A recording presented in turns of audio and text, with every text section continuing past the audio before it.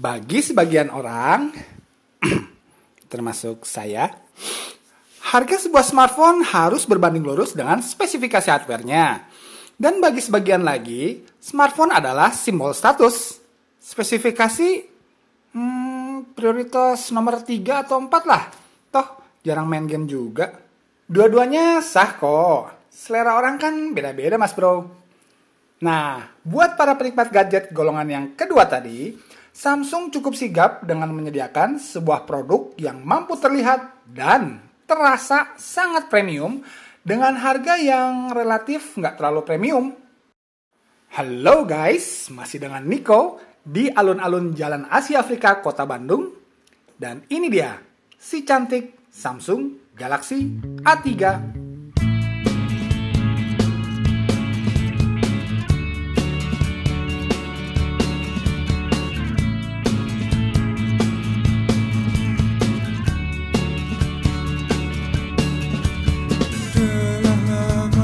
Awali tahun 2015 ini, tampaknya Samsung Indonesia memulainya dengan huruf A.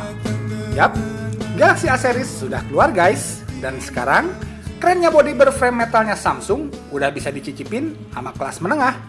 Dan kalau kita lihat di boxnya di sini yang beredar di Indonesia belum 4G ya guys. Dan kalau mau 4G harus ambil yang Galaxy A5. Dan buat informasi harganya, saya beli di toko Atlantik BEC seharga Rp3.385.000. Dan kalau kamu masuk ke golongan yang pertama tadi, yang menganggap harga HP harus berbanding lurus dengan spek hardware-nya, biasanya agak sedikit mules-mules kalau lihat spek seperti ini dengan harga di atas 3 jutaan. Karena dengan harga 1,5 jutaan aja, kamu bisa dapetin Xiaomi Redmi One S yang punya prosesor dan GPU yang sekelas, walaupun sedikit lebih lawas versinya. Dan ini dia, Samsung Galaxy A3. Wih, metal banget. Tipis, ringan, dan kayaknya sama sekali nggak kayak HP 3 jutaan coy. Kecuali ya kalau dikasih tahu spesifikasi dalemannya. Oke, kita skip dulu, kita lanjut dulu. Lalu kita kitab dan kartu garansi, kepala charger yang outputnya 1 ampere saja, kabel data standar, earphone-nya. Wih, keren oi. Ini udah dikasih earphone flagshipnya Samsung loh. Dan terakhir earbud cadangan. Dan ternyata ada satu lagi, pin buat buka tray kartu dan micro SD ya. Oke. Ini setelah Anda pilih, ini HP setiap detailnya diperhatiin banget cuy. Ini aksen chamfered metal edge-nya ternyata bukan hanya di frame-nya aja.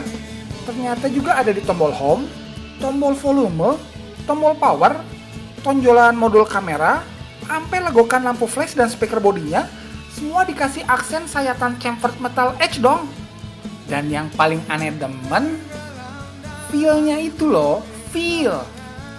Udah nggak beda sama megang iPhone 5 atau Galaxy Note 4 loh. Bahkan A3 terasa lebih tipis sama lebih ringan. Mantap bener dah. Terus ini nih, mencet tombol-tombolnya itu loh, tombol home, tombol volume, sama tombol power. Ngeunaheun pisan euy. Bisa dibilang ngimbangin pencetan tombol-tombolnya iPhone yang terkenal solid itu loh. Hanya sayangnya, frame samping sama bodi belakang, walaupun udah metal atau aluminium, tapi malah dicat putih lagi. Padahal kalau motifnya brush metal, bakal lebih cakep nih HP. Jadi kurang kelihatan metalnya gitu. Walaupun tetap keren sih. Jadi pas back covernya ditabrak cahaya, kilauannya mengingatkan saya pada kilauan mutiara. Ciki banget. Bukan ciki yang itu. Ternyata beneran loh guys. Ini harganya dimahalin karena jualan desain aja udah sah menurut aneh. Tray kartu SIM bisa dimasukkan dari samping kanan dengan alat bantu kayak jarum tadi. Dan kartu SIM yang supportnya adalah jenis nano SIM, kayak di iPhone, bukan mini SIM atau juga micro SIM yang lebih umum digunakan. Dan yang menarik, HP ini sudah bisa diisi 2 kartu SIM, asalkan kita nggak nambah micro SD. Atau kalau mau masukin micro SD, kita nggak bisa pakai 2 kartu. Loh, bingung kan? Maksudnya gini, karena tray kartu SIM yang kedua, fungsinya ganda. Bisa masuk nano SIM satu lagi, atau micro SD card. Ayo wae si Samsung teh. Jadi kesimpulannya, kalau kita hanya lihat spek, ini HP menurut saya kemahalan. Tapi kalau kita lihatnya desain kayak gini nih, ini HP terasa kemurahan banget. Cantik, ringan, kokoh, tipis, solid, dan yang paling penting, feel-nya dapet banget. Hasilnya, handling di Galaxy A3 adalah pengalaman yang sangat menyenangkan buat saya. Itu thumb up dari Obat Gaptek buat sektor desain Samsung Galaxy A3 ini. Senada dengan spesifikasi hardware, melihat smartphone yang harganya di atas 3 juta dengan spesifikasi layar yang bentangannya 4,5 inch beresolusi hanya QHD atau 540x960 dengan kerapatan 245 pixel per inch, mules-mules saya mulai kambuh lagi. Apalagi setelah saya nggak bisa dapetin informasi tentang proteksi layarnya yang sepertinya belum di cover oleh Gorilla Glass ataupun sejenisnya. Dan ini cukup mengecewakan ya. Walau sekarang sebenarnya sudah banyak tempered glass sih, tapi ternyata saya sedikit melupakan fakta bahwa di panel display A3 sudah menggunakan panel Super AMOLED yang saya sangat suka itu. Yap, walaupun masalah selera, namun saya pribadi lebih suka karakter display Super AMOLED yang memiliki rasio kontras antara hitam dan putih yang sangat tinggi, sudut pandang penglihatan yang sangat baik, juga reproduksi warna yang vivid atau sedikit lebay, yang artinya warna merah akan semakin merah, kuning akan semakin kuning, dan lain sebagainya.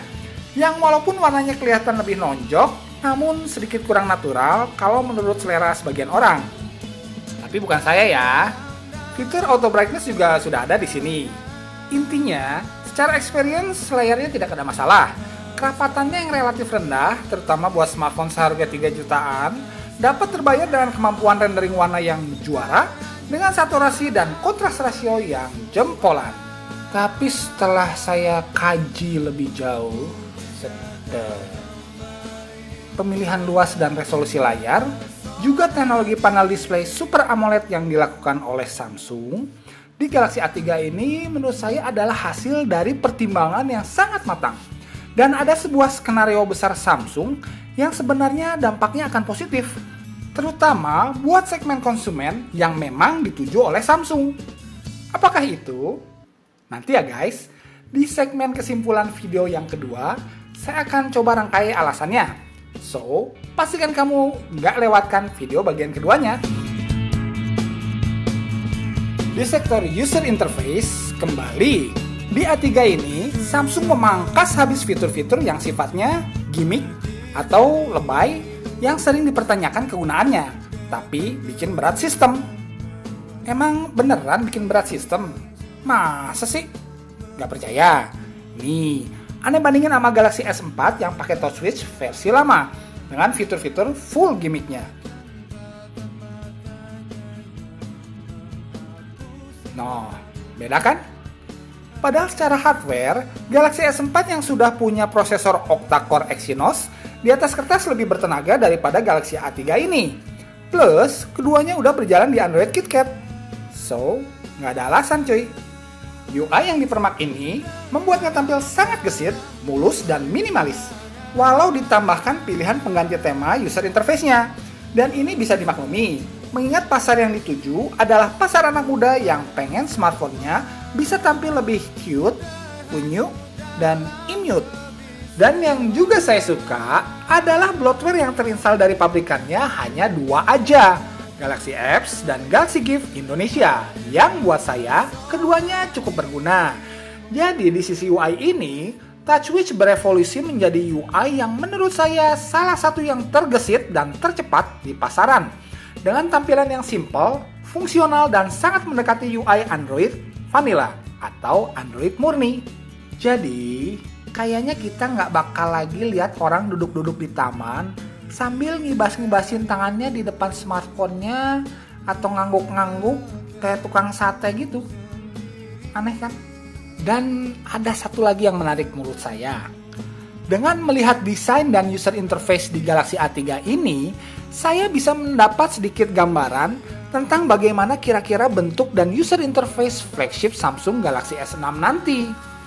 Casing plastik yang terkesan murahan dan juga user interface yang penuh fitur smart, dalam tanda kutip tapi malah bikin kita kelihatan kurang smart.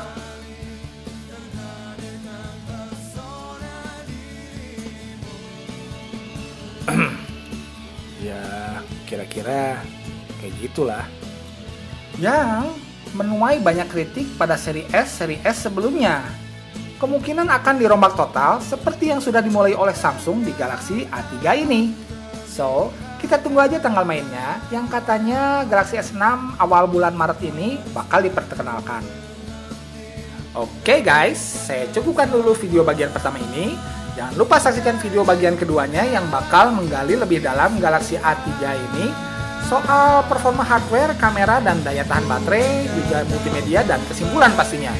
Jadi pastikan Anda sudah subscribe channel Obat Gapteknya. Jangan mau terkena virus gaptek. Assalamualaikum warahmatullahi wabarakatuh.